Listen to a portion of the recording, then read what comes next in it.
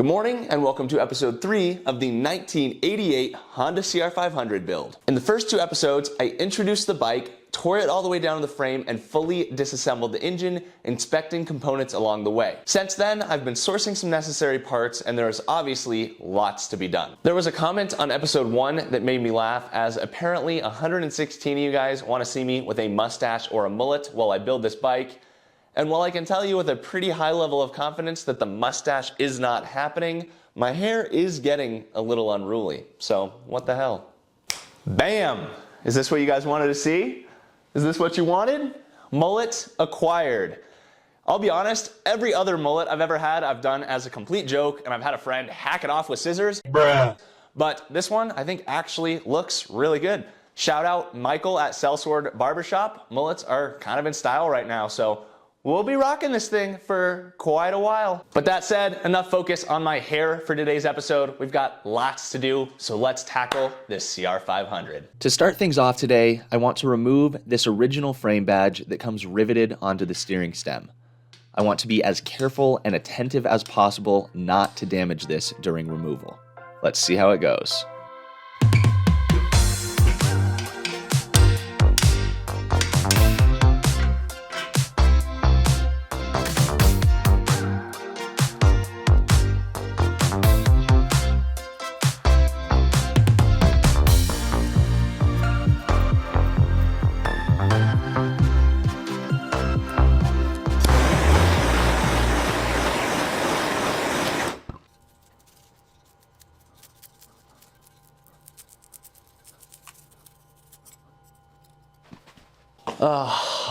I'm curious how many of your hearts sunk watching that the way my heart sunk doing it. I screwed up. So I didn't know what the material was, and I also didn't realize that the finish on this was an anodize. I hit it with the torch briefly just to loosen up the glue on the back, because prying it out, it's a very, very fragile piece, and just getting a screwdriver under it can kind of dent the metal. So I figured if I loosen up the glue, that would help it pop out. But you guys saw in 1 second, black to brown. And I'm sure there are some old timers watching who just face palmed and said, I could have told you that would happen. The brown is not gonna cut it, so I'm looking into solutions for how I can bring this thing back to black. So I reached out to Luke at Fathead Racing to see if he had any solutions to bring anodizing back to life. And he told me to ask Aaron at 834 Moto Builds, who said, sorry, you are SOL. But he found this replica frame badge on eBay with the correct month and year for $30, so I ordered that one. As I say in most of these videos, it seems, you live and you learn. Your forks versus the forks she told you not to worry about.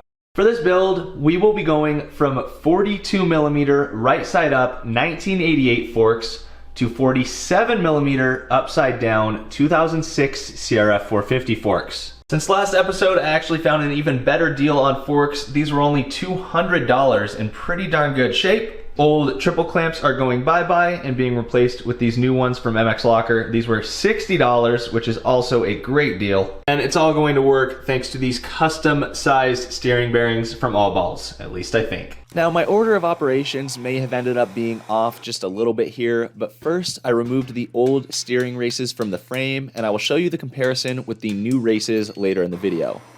I also removed the foot pegs, at which point the frame was 100% stripped of all parts. Pegs will definitely be an area that gets upgraded on this bike, and luckily IMS does offer foot pegs for the 88 CR500. My next task was to remove the steering bearings from the new triple clamps. And while I was about to pull the bearing first, I realized I would be removing the steering stem anyway to refinish and Cerakote these triple clamps. Thus, I simply went over to my press that I finally purchased recently, and I figured there wasn't any good reason I wouldn't be able to press out the steering stem and effectively remove that bearing at the same time. You can see the clamp does flex a little bit with that much force, so I probably should have supported it closer to the stem, but this did indeed work. Now, I say my order of operations was a little bit off because this next step would have made more sense with the stem installed, but I tried to be careful and attentive in my measurements.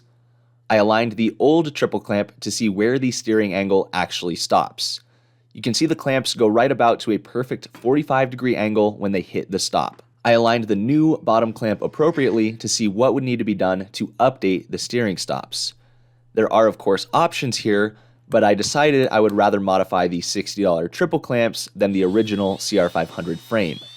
The idea is to drill and tap threads into the clamp and utilize bolts on either side to create the updated steering stop. This would allow steering adjustment and replacement of bolts should they wear over time. My only concern here is steel on steel, and a smaller surface area of the stops could result in some frame wear over time. It also might not be the most gorgeous solution, but they'll also be totally hidden behind the number plate. So this is one of those moments where I need to take a deep breath and realize this is not getting finished today. This number plate tab on the triple clamp is just far enough in the way that I am not able to get my tap in to cut these threads. I need this bad mamba jamba right here. So with a million other things to do right now, just gotta pick one. I choose you. This 37-year-old fuel tank has seen better days and is covered in chipping white spray paint, but that might be a blessing in disguise. Hopefully, under this paint is a tank that can be restored to its former beauty. I'll be trying out this aircraft paint remover for plastic. This stuff is no joke. It is nasty. I will be wearing a respirator. If you use this stuff, make sure you follow the instructions. Let's see how it goes. To begin this process, I of course removed everything from the tank, including the seat mounts, the frame mounts, and the petcock. From there, I sprayed the tank with the paint remover and let it set for about 15 minutes. And with how easily the paint was chipping, I expected this to go more smoothly than it did. You can see the paint bubble up a little bit, but I was hoping that would happen to the entirety of the tank, while in reality, it only happened in a few spots. I scrubbed the tank with a nylon brush in attempts to minimize scratching the plastic. I then tried carefully using a razor blade, which worked reasonably well, and then found a plastic scraper worked pretty well also. But I had a long way to go and many hours of scrubbing at this rate. I then realized a power washer would probably take care of a lot of this. In the winter here in Montana, I generally can't use my power washer, but it happened to be 45 degrees and sunny with a low the next night of just below freezing, so I should be okay. The power washer did indeed do a decent job at removing paint without damaging the tank itself, and I spent multiple hours spraying paint remover, letting it soak for 10 to 15 minutes, and then power washing the paint away layer by layer. I won't bore you with showing the whole process as it took a long time, but hours later, here is where we're at. Still pretty rough, but the vast majority of that paint has been removed. Can it be fixed? I don't know. But if it can, this prime plastic polishing kit developed by Cam Niemela is going to be the solution. Shout out to Nick and Haley for holding down the fort and keeping Prime going strong. There really isn't a day that goes by where I don't think about Cam, which is crazy to think about since I never even had the opportunity to meet him in person. His memory will live on and his impact will not be forgotten. I'm going to put the same level of effort into this thing that I know Cam would, and we'll see if I can bring it back to life. Don't forget to wear your freaking respirator if you do this stuff.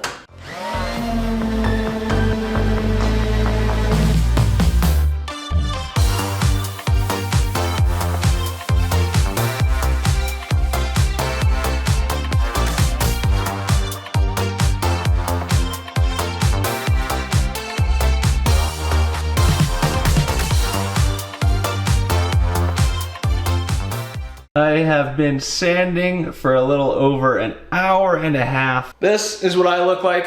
Totally filthy. My workbench, my cabinets, my wall, also totally filthy. But check out the gas tank. Are some hard to reach spots with that white spray paint really ingrained in them. Even with some significant effort hand sanding, I did not make a lot of progress here. I think the visible areas are looking pretty good, so I'm gonna try the polishing step. I am simply following the instructions from the kit Cam developed. I can't even imagine how long it took him to develop this. If it does not result in a finish I'm happy with, I repeat this whole process again.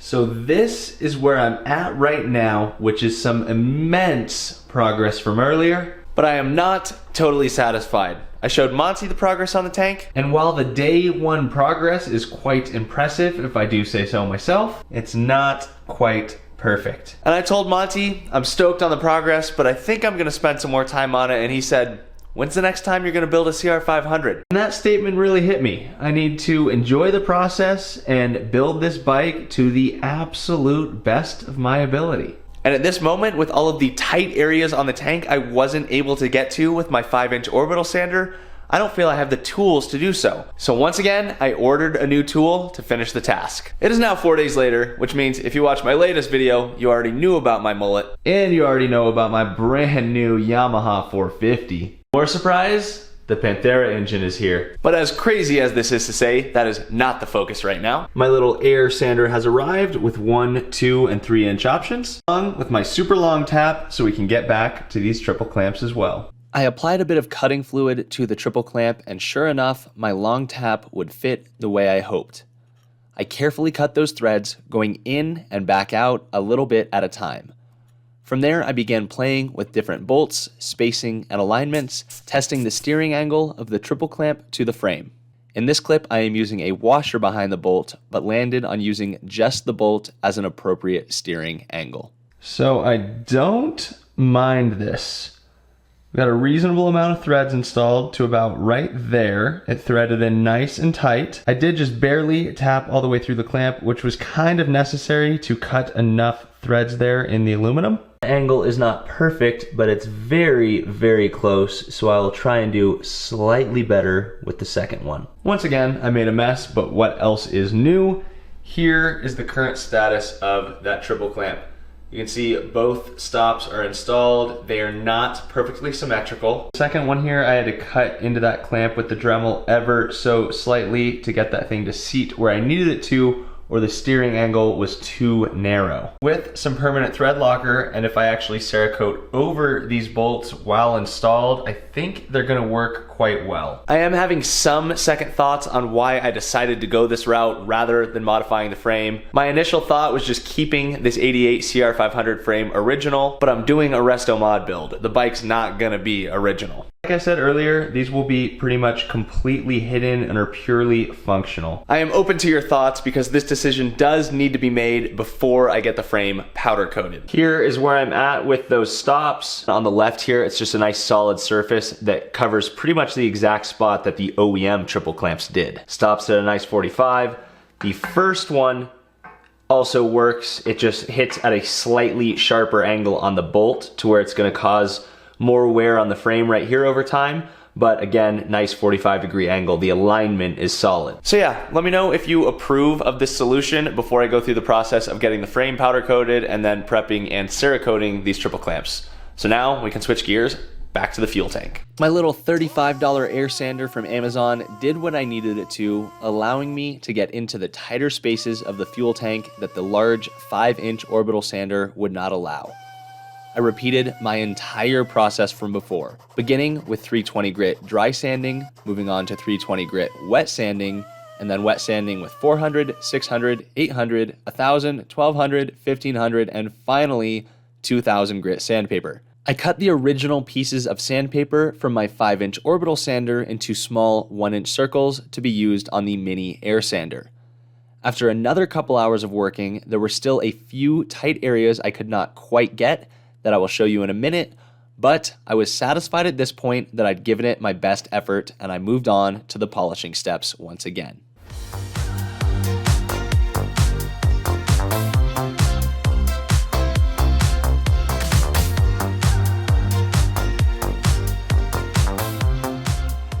Another late night out here. It is 1 o'clock in the morning. I have so many projects going on right now that I keep staying up till 1 or 2, not setting an alarm, hoping I'll sleep in, and then my brain wakes up at like 7, is like, you got things to do. Anyway, from the start of the paint removal process to now, I think I've got somewhere around 15 hours into this fuel tank. While I might need to accept that it's never going to be perfect, it's pretty damn good. Couple areas on the underside that I simply can't get a sander into, with a couple really tight areas on the outside that have the same issue. But man, I must say I am pretty darn pleased with my efforts, and this tank is certainly runnable. Here is a look at the other side. With that 1-inch sander, I was able to get out some of the deep scratches that I thought would have to stay. I absolutely would not have got this done without that PrimeMX plastic polishing kit. Shout out Cam. Now the last thing I want to accomplish in today's episode is getting the cases fully stripped, assessing any damages, and getting these items prepped for repair. The cylinder will be going to Millennium Technologies to be replated, or in this case, I believe re-sleeved, whereas I am currently determining if the cases will be going there as well. If you recall, somebody at some point in time pried the cylinder from the cases with a screwdriver, which is a big no-no and resulted in damage to the case. Thus, the cases should be resurfaced, possibly with a little weld added to really do it right. Now, in a worst case scenario, there are billet cases available for these bikes. That said, the engine cases are yet another component that I would really love to reuse. I found the old center case gasket material was incredibly caked on and was going to require some effort to remove. I also started removing bearings using the torch method, which worked well enough for transmission bearings, but the crank bearings were tight. I opted to put the cases in the oven at 300 degrees for about a half hour, which should aid in crank bearing removal. In the meantime, I attempted to remove the cylinder studs to no avail. With plenty of heat and PB blaster, I couldn't get them to budge. A subscriber commented a while back that I should buy a stud puller rather than using the double nut method, which I didn't even realize was an actual tool. Now might be the time to make that purchase. I then scraped away at the gasket material on the cylinder as well. I found Super Clean Degreaser to be pretty effective at helping break down the gasket material as I scraped away little by little. After some time, the surface was looking pretty darn clean. I also have to note this Tusk workbench mat from Rocky Mountain has been such a great addition to my workbench that I did not know I needed. I noticed they're out of stock right now, which means other people must feel the same. But the no-slip, grippy, soft surface for working on metal parts has actually been so nice. Many of the tools I'm using are from Rocky Mountain as well, such as the seal puller and impact screwdriver. If you use my link below, I earn a commission, which helps support the channel. By now, the cases had been in the oven for a while, and when I opened the oven, 2 bearings had already fallen out. The crank bearings then popped out with just a couple whacks each, as the cases had expanded to allow them to remove easily. Finally, there were a few bearings that required my Tusk bearing remover, also available at Rocky Mountain. While there are workaround methods to many things, 3 of these bearings absolutely required this tool in order to be removed. I also tried and failed to remove the case studs, and I couldn't even get the sleeves to budge. Finally, as I worked away at gasket material, I noticed some nasty buildup of who knows what inside a cavity of the case, and that stuff smelled terrible. So here are my engine parts, with the cylinder needing to go to Millennium along with this transmission, which they will micro polish, and then we'll also rebuild this crank to ensure it's good to go after bathing in coolant for who knows how long. And like I said, the fate of the cases is to be determined. So that's where I'm at on the CR500 project. There is a reason I set the giveaway date as August 15th when I started this build, as I knew it would be a long process. There are so many pieces to this project that simply require a massive amount of time. But like Monty told me, when's the next time you're gonna build a CR500? I am enjoying the process. For things like this fuel tank, might I have been able to find an aftermarket one? Maybe. But like I said in episode 1, outside of the mod part of the build where I upgrade components, I wanna reuse as much of this original bike as possible. There is a massive dent in the bottom of this frame, and that is pretty much my next high priority task. I wanna get this welded up so that I can get the frame powder coated and have a chassis to begin assembling. A company called Yes Welder actually sent me a welder recently, and I simply need to spend the time teaching myself to weld. I've been debating for this frame specifically if I take it to a professional just to get it done and keep this process moving along, but I've been saying for 2 or 3 years now that I want to learn to weld and still haven't done it. So we'll see what I end up doing there, but in the meantime, I've got projects on projects. Don't forget the RM125 build is going on. This Panthera engine is literally sitting in front of me right now. I'm going to start building a 600cc two-stroke snow bike, so if you want to see that, be sure to subscribe to the channel. And don't forget, one of you watching will win the CR500 when it's done. I know August is a long way out, but entering now is a great way to support me, help fund the build, and make these videos happen. If you want to wait to see more progress on the bike than just a gas tank before you enter, I totally understand, but if you did enjoy the video, at least click that like button for me. I'll give you one quick peek at the brand new gold Excel rims for the CR500 build. And with that, I'm going to switch gears literally right now and get started on the snow bike project. Thank you guys for watching, and I'll see you in the next one.